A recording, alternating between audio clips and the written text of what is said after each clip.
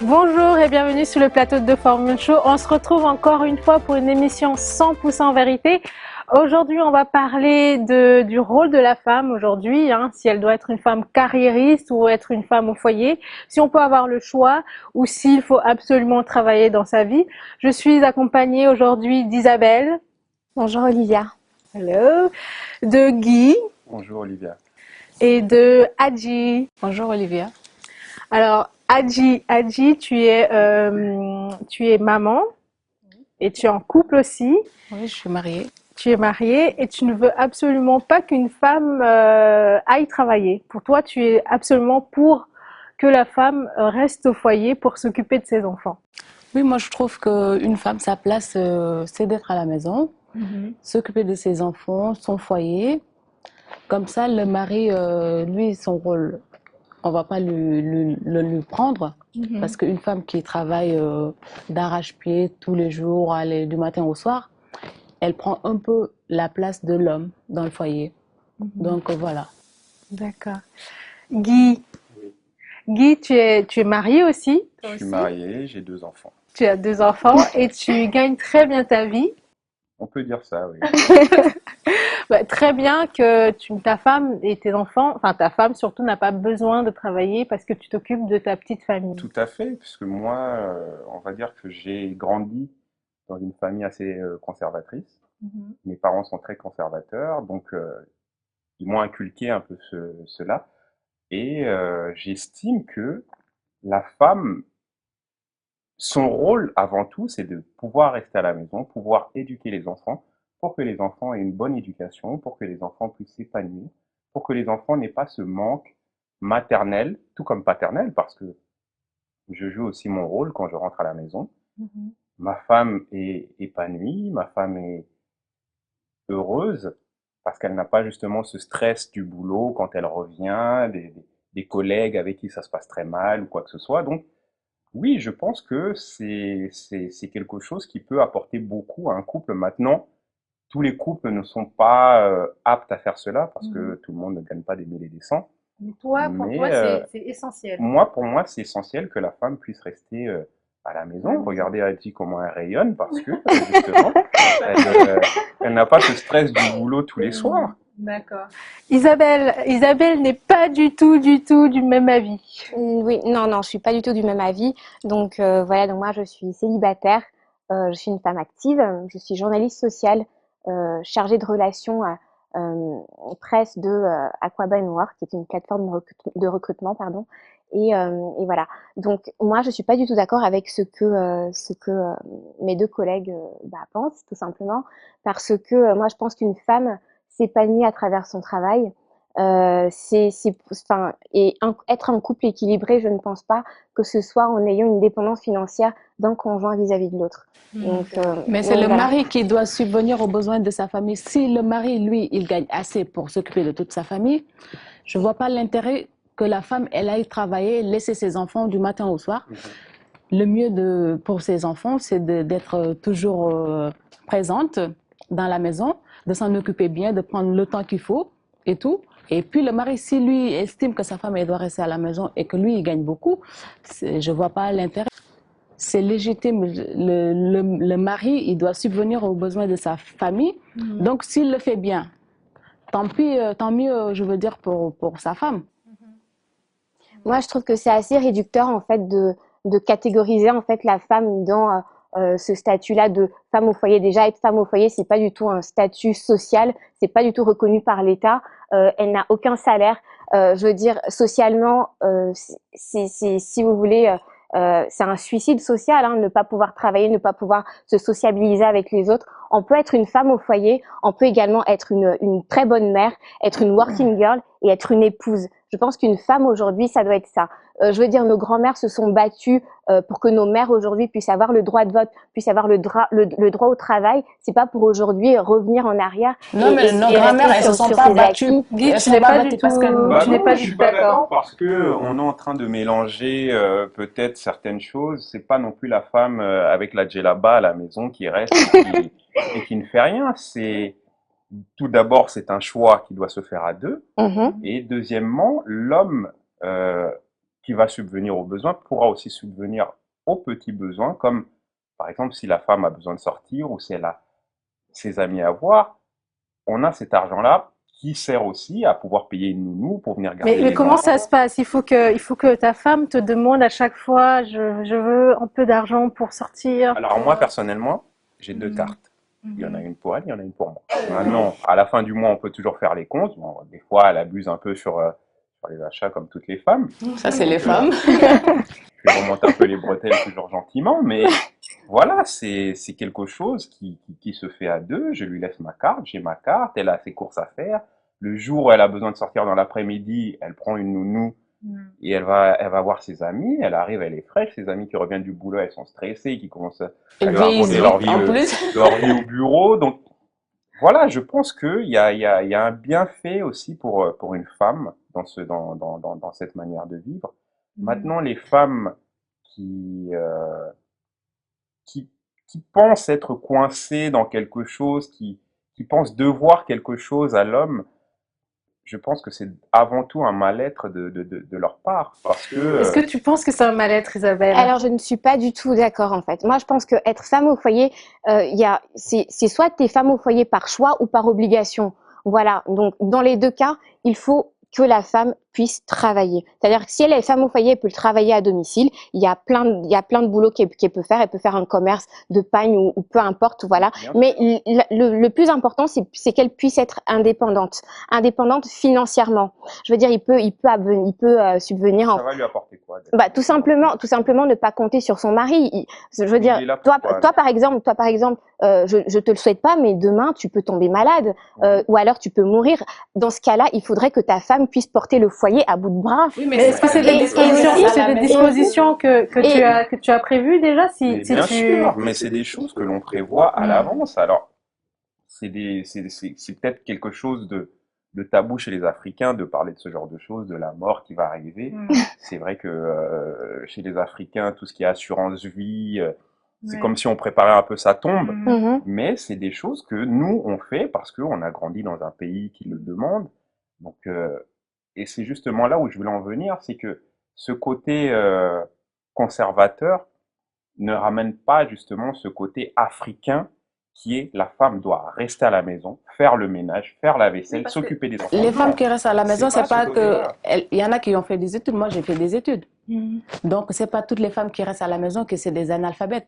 Si le mari, on ne le souhaite pas, il est plus là un jour, elle a fait des études, elle peut aller chercher un boulot. Et tu penses vraiment qu'avoir un énorme trou dans son CV pendant, je sais pas, quelques années, ça va pouvoir te permettre de retrouver en fait un statut auprès de la société, un statut professionnel? Je n'en suis pas si sûre. Mais pourquoi elle Moi, en aurait besoin moi personnellement, je n'en suis pas si sûre. Pourquoi est-ce qu'elle Après, aurait besoin de retrouver un statut professionnel puisque son homme mais subvient à tout ça? mais justement, ce qu'elle disait tout à l'heure, en fait, c'est que si par exemple son homme a un problème, demain elle pourra, parce qu'elle a fait des études, elle pourra subvenir en fait aux besoins de sa famille. Et donc je lui expliquais. C'est des choix. Tu peux avoir un mari comme Guy, qui est conservateur, qui te demande de rester à la maison, de s'occuper de ses enfants et de son foyer. Et lui, il va subvenir à tes besoins parce que c'est son rôle à lui. Tu ne penses pas que c'est une sorte de dépendance financière surtout par rapport à ton mari? C'est des choix. Parce que si tu as un mari qui te demande de rester à la maison et que lui, il subvient à tes besoins, tu n'as pas besoin d'aller travailler. Mais si, parce que c'est comme Guy le disait tout à l'heure, c'est une discussion qui se fait entre les conjoints. S'ils sont d'accord sur ça, ils vont vers cette direction. Sinon, la femme, elle peut aller travailler. Hein. Non, mais c'est je pas pense. qu'elle reste à la maison, qu'elle ne sait rien faire de ses Non, être bras femme et au des foyer, choses en comme ça. fait, c'est un piège. C'est-à-dire que voilà, on va dire que l'homme se dévoue en fait pour apporter, s'occuper en fait de sa famille. La femme, elle va trouver un prétexte de voilà s'occuper des enfants. Mais je pense que tout ça, en fait, c'est juste les enfants sont un prétexte. C'est un vrai boulot de s'occuper des enfants. Non, mais je suis totalement d'accord. Je suis totalement d'accord. Mais pour moi, être une femme, c'est savoir s'occuper de ses enfants, aller tous les matins travailler et aussi savoir s'occuper de son homme. Voilà. Et moi, je pense qu'une femme doit s'insérer en fait dans ces trois catégories-là. Sinon, si tu te cantonnes juste à être une femme au foyer, t'occuper de tes enfants et de toi-même et de ton mari, enfin, et d'autant plus qu'aujourd'hui, enfin, les femmes au foyer sont pas celles qu'on connaissait avant. Ce sont des néo-housewives, comme on le dit. Voilà, et les enfants vont manger des surgelés. Elles n'ont même pas le temps de faire C'est vrai le ménage et tout ça. c'est vrai qu'il y a des femmes qui ont vraiment un réel plaisir à rester à la maison pour s'occuper de leurs enfants parce que c'est vraiment la prunelle de leurs yeux. Mais après, à un moment donné, quand les enfants, par exemple, vont à l'école à 8 heures et qu'ils rentrent à 16 heures, il y a quand même un laps de temps mais il y a le ménage à faire. Il y a le manger. Il faut qu'il mange quand il rentre. Il y a ton mari qui va rentrer. Il faut qu'il mange quand même. Oui, mais ça se prépare pas, genre toute une journée. Enfin, voilà, moi, je pense que tout est une question d'organisation. Tu peux être une femme au foyer, mais avoir un métier. Voilà, il faut avoir quelque chose. Je veux dire, une femme doit être un exemple pour ses enfants et une fierté pour son mari. Et il n'y a rien de plus honorable, en fait, d'avoir une femme pour un homme qui puisse travailler, apporter quelque chose sur la table. Si, il y en a des hommes qui veulent ça, mais il y en a des hommes qui veulent des femmes qui restent à la maison. Oui, mais dans ce cas-là, c'est ce qu'on appelle un sacrifice. C'est ce qu'on appelle un bouc sacrificiel. J'ai lu que la troisième raison pour laquelle les femmes restent dans des situations, des relations abusives, surtout physiquement, émotionnellement bien sûr, c'est parce que financièrement elles sont dépendantes de leur compagnon, de leur mari, et elles ont peur de partir parce qu'elles ne savent pas comment subvenir à leurs besoins, comment reprendre une vie ailleurs, toute seule ou avec leurs enfants. Moi, je trouve que, par exemple, une femme qui gagne plus que son mari, elle respecte plus son mari. Parce que elle gagne tellement plus qu'elle prend des aises, elle donne plus la place à l'homme au fait dans son foyer.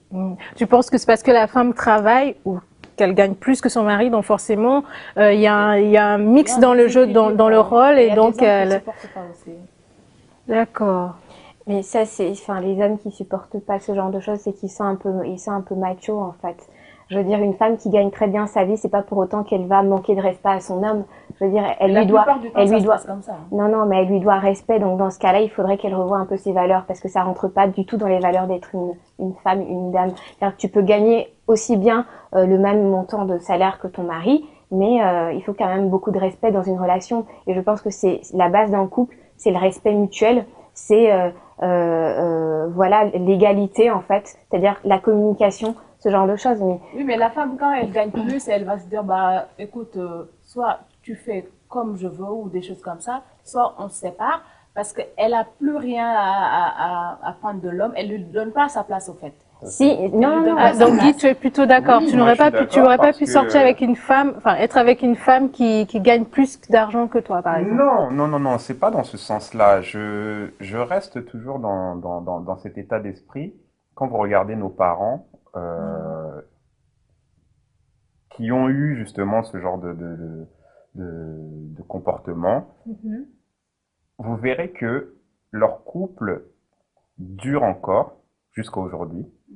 Il y a beaucoup de couples parmi nos parents que l'on connaît, parmi les anciens. Vous verrez que les mariages duraient beaucoup plus longtemps. Parce que justement, quand vous parliez de valeurs, il y avait justement ce genre de valeurs qu'on est en train sur lequel nous sommes en train de discuter, qui était élaboré dans le couple. C'est-à-dire que la femme restait à la maison, faisait son boulot de femme, et je pense aussi que ça évitait certains conflits qui pouvaient arriver de l'extérieur. Parce que la femme qui sort beaucoup, qui va au travail, qui rencontre beaucoup d'amis, qui rencontre du monde, ramène des problèmes à la maison. Ça, c'est connu. Quel genre de problème qu'elle ramène à la maison? Il peut y avoir des tromperies, il peut y avoir des découchages. Maintenant, moi, je parlerai juste pour ma propre expérience. Quand j'ai rencontré ma femme, elle travaillait. Donc, elle travaillait. Elle a laissé son boulot parce que Non, parce qu'on en a discuté. D'accord. Elle n'a pas laissé son boulot parce que je lui ai dit, mais on en a discuté et elle était tout à fait d'accord. Mais j'ai remarqué une nette amélioration, un net changement, Dans depuis votre qu'elle a couple. arrêté de travailler D'accord. jusqu'à aujourd'hui. D'accord. Parce que au début, elle ramenait un stress que moi aussi je ramenais d'ailleurs du boulot, parce que on venait chacun d'un côté, on ramenait cela à la maison et ça créait une mauvaise ambiance dans la maison. Maintenant, aujourd'hui, je suis le seul à ramener mon stress à la maison. Elle, vu qu'elle est apaisée, elle m'apaise aussi. Son épanouissement plutôt vient du fait de conserver le foyer, de s'occuper des enfants, de vous apaiser quand vous rentrez stressé à la maison. Mais là, dans le discours, je ne vois pas en fait d'où vient son épanouissement personnel, parce que là, pour le coup, son épanouissement est plutôt aggloméré aux besoins des enfants, aux besoins de mon mari. De soi, hein. Non. En fait, je pense que ce qu'il faut comprendre en fait dans tout ça, c'est que la femme est sacrifiée au détriment en fait de ce qu'on appelle le statut familial. Non, mais c'est vrai, elle est sacrifiée en fait. Par exemple, toi, ta femme, elle a laissé son boulot, elle a laissé son statut professionnel, elle a laissé son statut social. Bon, ça a été fait d'un commun accord. Mais est-ce que tu penses réellement qu'elle est heureuse? Oui. Tu le crois vraiment? Ok, il n'y a pas de souci, mais je te le souhaite. Je pense en fait qu'il faudrait, pour moi, une femme, elle doit travailler. Voilà, tout simplement. Est-ce que son épanouissement doit absolument passer par le travail? Oui. Pourquoi? Le travail, sa famille, parce que c'est à travers son travail qu'elle va pouvoir s'accomplir. Elle s'accomplit en tant que femme, elle s'accomplit dans une société, elle s'accomplit professionnellement. Et moi, je pense qu'il n'y a rien de plus beau en fait qu'une femme qui accomplit ce genre tout simplement de belles choses, quoi. D'où viennent ces valeurs comme quoi la femme doit s'épanouir par rapport à son boulot? Mais depuis des années, Mais si, la femme ne doit pas être cantonnée en fait à être une mère et une épouse. Non. L'épanouissement passe parce qu'on aime faire, ça ne passe pas parce qu'on a un boulot. Mais justement, travailler, il faut aimer travailler. Il faut être à la maison et s'occuper de ses enfants. Moi, je pense que c'est juste c'est une question de choix aussi. C'est vrai qu'il y a des femmes qui aiment rester à la maison. On est tout à fait d'accord. Moi, je pense que c'est un peu de l'oisiveté. Je suis désolée d'utiliser ce mot-là, mais c'est de l'oisiveté de rester à la maison, de ne rien faire, de s'occuper que de ses enfants. Du matin au soir. Mais moi, je vais te dire, alors là, moi, je vais vous dire en fait d'où vient la violence en fait dans les couples. J'ai pas d'enfants. D'accord. Je pense en avoir bientôt. Quand vous aurez des enfants, on en reparlera. Non, mais je pense qu'on peut allier tout ça, mais j'ai des exemples plein les bras. Je veux dire, voilà, moi, ma mère, je suis issue d'une famille de 4 enfants. Voilà, on a eu une famille monoparentale. Ma mère, elle a été à la fois la mère et le père. Elle n'a pas forcément été souvent là, mais quand elle était là, on sentait sa présence. Ça veut pas dire que ses enfants ont fini, je sais pas où, non, on a très très bien réussi socialement, donc, et professionnellement parlant également. Donc, je veux dire, c'est pas parce que la nounou va s'occuper des enfants qu'ils vont devenir des délinquants ou je sais pas trop quoi. Et aussi, je vais vous expliquer d'où vient la violence. Il y a une idée reçue selon laquelle la femme au foyer éduque bien ses enfants par rapport à celle qui travaille mieux à ses enfants. D'accord. Parce que c'est un boulot à plein temps de s'occuper des enfants. C'est pas une chose facile, hein. J'ai jamais dit que c'était. J'ai jamais dit que c'était facile, mais je vais vous expliquer en fait, je vais vous donner un exemple de d'où vient en fait les violences conjugales de ce fait-là. Je veux dire, une femme qui est à la maison, voilà, son mari, c'est-à-dire qu'elle n'a plus d'employé. Son seul employé, c'est son mari. C'est-à-dire que c'est lui qui lui donne l'argent de la popote et tout ça. C'est-à-dire il rentre tous les soirs, il veut que sa nourriture soit prête, il veut que le ménage soit fait, il veut que les enfants aient fait leurs devoirs et qu'ils soient au lit ou je ne sais pas. Ou alors il va rentrer juste pour leur dire bonsoir et c'est tout. Il rentre à la maison, la femme n'a pas eu le temps de faire le ménage parce qu'il fallait aller chercher les enfants, les ramener et voilà, ainsi de suite. Il rentre, il est énervé, les enfants sont de mauvaise humeur. Qu'est-ce qui va se passer? Tout le monde va être agacé dans la maison et c'est comme ça, au fur et à mesure, que les violences vont s'installer. C'est-à-dire la femme elle-même, elle aura perdu confiance en elle parce que c'est de là que ça vient, parce que elle a perdu une situation sociale, donc elle descend d'un grade au vu de ses copines. Je veux dire, même si elle a le temps pour elle, elle sera en déphasage, en décalage toi, avec. tu penses que J'aimerais savoir fait d'où viennent que... ces sources de... Non, mais Non, mais c'est vrai, c'est vrai. Je veux dire, toi, si tu rentres à la maison, que non, tout mais t'énerve, que tu as eu un stress. tu penses que le fait d'être dépendante financièrement entraîne une situation de couple abusive? Exactement. Tout à fait. Non, moi je suis pas d'accord. Si, si. C'est pour ça que j'ai bien Si. précisé que ce n'était pas ce côté djellaba, rester à la maison. Je le répète encore, Ok, je vois bah, que ça si vous tu fait encore veux. rire. Mais c'est pour ça que je le précise bien, parce que c'est quelque chose qui va se faire par rapport d'un commun accord. Mhm. La femme, on va s'asseoir, on va en discuter. Si elle est d'accord, si ma femme, à ce moment-là, m'avait dit « Non, moi je ne suis pas d'accord, j'aimerais continuer mon boulot », je l'aurais laissé. Ah, donc là, c'est pour le coup pas de femme qui travaille. Ou non, laisser dans le sens laisser aller travailler ou... Je l'aurais laissé aller travailler. D'accord. Je l'aurais laissé aller travailler pour son Mais épanouissement. ça ne rentre pas dans les valeurs. Ça ne rentre pas dans mes valeurs. D'accord. Et même quand tout à l'heure tu parlais de toi tu ramènes le stress et elle est apaisée, du coup elle t'apaise. Moi je vais juste rebondir là-dessus rapidement. C'est-à-dire que, enfin, à un moment donné, tu es un peu en déphasage avec ta femme, c'est-à-dire que quand elle travaille, que toi tu travailles, vous avez tous les deux une vie professionnelle. Quand vous rentrez à la maison, je veux dire, c'est le moment de pouvoir en discuter, échanger. Enfin, vous êtes sur la même longueur d'onde à ce niveau-là, parce que elle travaille, tu travailles, vous vous comprenez mieux. Donc ça fait un autre point commun, une autre façon d'accroche en fait entre vous deux. Donc après, moi je pense que dans un couple, c'est une question de communication. C'est pas parce que toi tu travailles et que elle est à la maison qu'elle sera forcément apaisée. Je veux dire, quand elle s'occupe des enfants, enfin, elle aussi à un moment donné, elle est fatiguée. Mais elle est fatiguée, elle est peut-être stressée. Non, quand vous rentrez, non. vous parlez que de boulot. Après, il y aura plus C'est pour ça que je parle de communication. Non, en fait, ce que madame nous parler... dit, c'est que quelqu'un qui travaille et un chômeur ne pourront jamais s'entendre. Non, c'est pas ce que j'ai dit. Non, c'est pas ce que j'ai dit. Parce que toi, tu parlais d'apaisement, en fait. Oui. Tu parlais d'apaisement et moi, je suis juste en train de rebondir là-dessus en t'expliquant tout simplement que le fait que ta femme travaille et que toi aussi tu travailles, bah, tous les deux, quand vous allez parler, vous allez vous apaiser. C'est simplement ça, en fait. C'est pas une science, ce que je suis en train de dire. C'est que il y aurait plus de probabilité au fait que le fait que ma femme ne travaille pas et que moi, je rentre avec mon stress, il sera beaucoup plus facile pour elle de m'apaiser que si elle est rentrée aussi de son côté avec son stress. Soit. Il y aurait, c'est une question de probabilité, c'est tout. C'est dans le sens où, si dans le mois, il y a 31 jours, dans les 31 jours où elle ne travaillera pas et que moi je rentrerai avec mon stress, il y aurait 29 jours où elle pourra m'apaiser. Après, c'est très réducteur de ramener la femme à ce statut-là, c'est-à-dire celle qui va juste apaiser son homme et ce genre de choses. Oui, non, ça doit être le rôle de la femme. Non, mais c'est réducteur de penser ça. Je veux dire, ça doit être fait des deux côtés. Autant la femme, elle donne de sa personne, autant l'homme aussi doit donner de sa personne et pas que son argent. Voilà. Je rebondis sur ce que tu as dit, Guy, quand tu parlais de nos mamans qui restaient très bien à la maison pour s'occuper de leur foyer et que ça se passait très bien. Mais on peut se poser la question de savoir si vraiment elles avaient le choix entre cette situation du foyer, hein, de rester au foyer ou de travailler.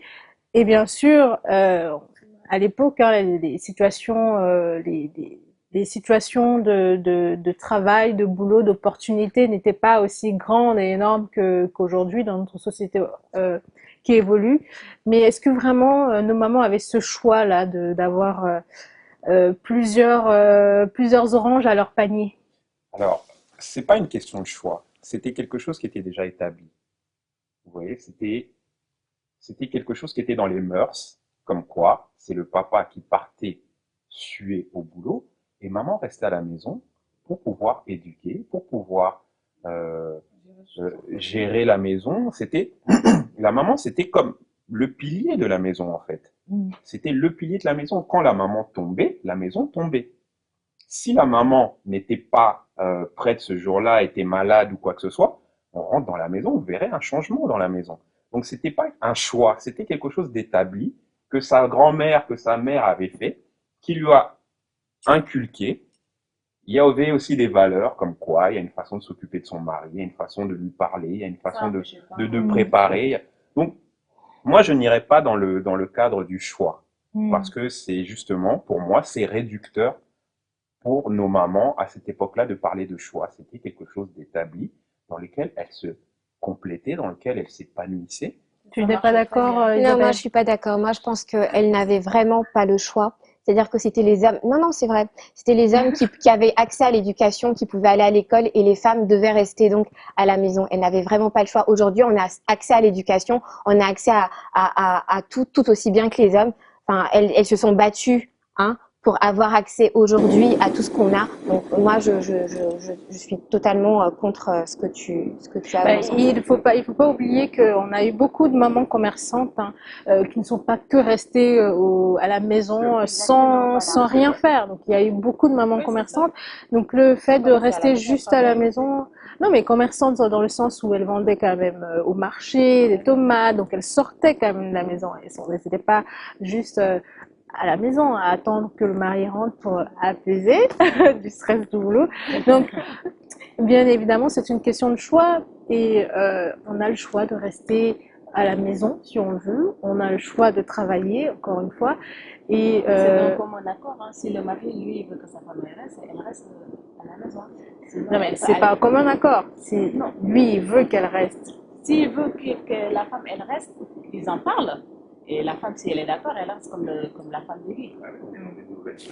Et ça marchait très bien chez nos grands-parents, ça marchait très bien. Ils faisaient des années de mariage par rapport à aujourd'hui où tu vois des mariages qui durent 6 mois. Tout ça à cause de quoi? À cause de l'argent, à cause de la femme elle plus, de l'émancipation de la femme. Donc c'est l'émancipation de la femme, le fait de travailler, de gagner plus que son mari, tout ça qui fait que socialement, ça a créé on va remarquer, il y a beaucoup de divorces maintenant par rapport aux temps anciens. C'est pour ça que j'ai pris l'exemple de nos parents et de la durée de mariage de nos parents par rapport à aujourd'hui. Faut arrêter, les couples ne durent pas. Oui, ok, je suis d'accord, mais faut arrêter. C'est pas parce que la femme travaille qu'il y a beaucoup de divorces. Faut arrêter tous ces On n'a pas dit ça, mais il y stéréotypes-là. a beaucoup de choses qui rentrent en jeu du côté de l'émancipation de la femme, qui fait en sorte qu'aujourd'hui, il y a des couples qui ne durent pas. Donc, si je vous comprends bien, la force et la durée d'un couple, ça revient au rôle de la femme. Bien sûr, le rôle de la femme est très important à la maison. Oui, ça, je suis d'accord. La femme, c'est l'angle, comment on appelle ça, la pierre angulaire qui tient la maison. Je ne sais pas si vous connaissez un peu le bâtiment, il y a une pierre comme ça qu'on met en dessous du bâtiment, une seule pierre, hein. C'est elle qui va tenir toute une maison. Si cette pierre-là vous l'enlevez, la maison elle ne tiendra plus. Peut-être que justement l'homme doit justement peut-être être plus actif dans l'établissement et la solidification du couple. Peut-être que les choses ont un tout petit peu changé et que l'homme doit maintenant se recentrer un peu plus dans la famille pour que ça marche justement, parce que c'est vrai que la femme elle porte beaucoup de choses sur ses épaules, surtout la famille, le foyer, et que l'homme il se repose aussi sur sa femme. Peut-être qu'il devrait aussi mettre beaucoup du sien pour que ça dure justement. Alors moi pour ma part personnellement j'ai fait en sorte de trouver un boulot qui me permet d'être là le week-end et qui me permet de finir assez tôt. Ce qui fait que le soir, quand je ne rentre pas trop tard pour pouvoir aussi voir les enfants qui ne sont pas encore couchés. Le week-end, je suis tout le week-end avec eux. Donc, je participe quand même à cet équilibre de la famille, je participe à cet équilibre pour mes enfants et je participe aussi à l'équilibre de ma femme. D'accord. Isabelle ? Donc, ça n'empêche rien.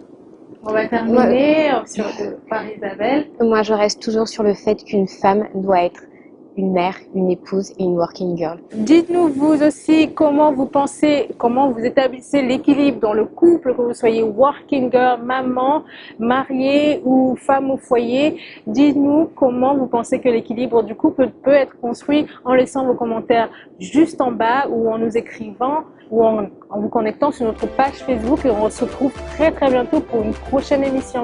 Merci à tous.